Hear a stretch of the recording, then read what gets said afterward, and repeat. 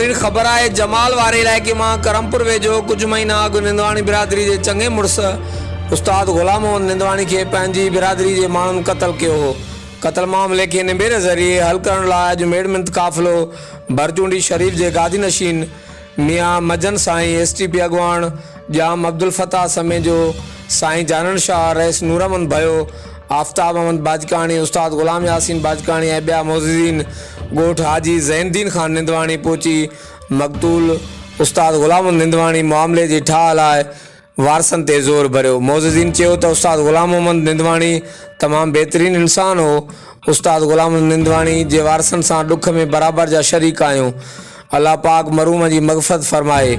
मेड़मिंथ के अगवाणनि मक़तूल के वारसन ते ज़ोर भरियो त मामले के निबेरे ज़रिए हल करे तकरार के ख़त्म किया वञे जेको एक बेहतरीन अमल है। मक़तूल के वारसन गुलाम यासीन निंदवाणी माशूक अली निंदवाणी ऐं ॿियनि मेड़मिंथ काफ़िले के मान ॾींदे चयो त असां पंहिंजी बिरादरी से सलाह मशूरो करे जल्द अव्हां खे निबेरे की तारीख़ ॾींदासीं। हर वक्त आगाह लाइ ॾिसंदा रहो JTN वेब न्यूज़।